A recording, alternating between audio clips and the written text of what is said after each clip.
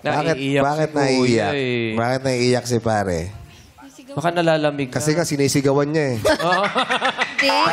Sabi niya, ikaw naman pinahiya mo ko, nasa national TV tayo. Ano sasabihin ko sa mga kumpare ko? Bakit naiiyak Bakit si po kayo naiiyak, pare? kuya? Pag naisip ko po kasi minsan, hindi ko mapigilan Ano pong naiisip nyo ba, kuya?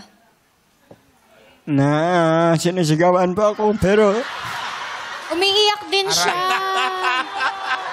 Ayan. Hindi, oh. alam mo, nakakaiyak talaga yung mga sigawan. Sandali.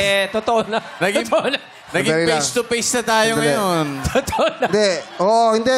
Ito, ano to ha? Akala ko kasi tungkol sa kung ano namang problema. Yes. Yun pala, may sama pala talaga ng loob siya na hindi niya mailabas. Oo, kuya. Dito lang. Kuya. Sa TV. Oo, ito po. Huwag na kayo iyak. Baka naman hindi... Ano po, nanay? Pangalan nanay? Si Nanette. Nanet. Mami Nanet, Pa. bakit niyo po siya nasisigawan? Hindi, nakasanayan ko na talaga po.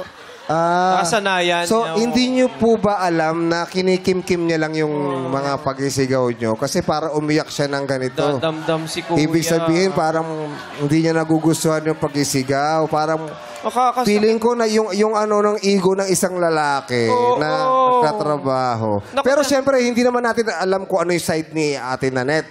Ano po ba? Bakit po nasisigawan? May ginagawa bang mali? Wala naman po. Parang Wala palang nasa- ginagawa. Sinisigawan niyo.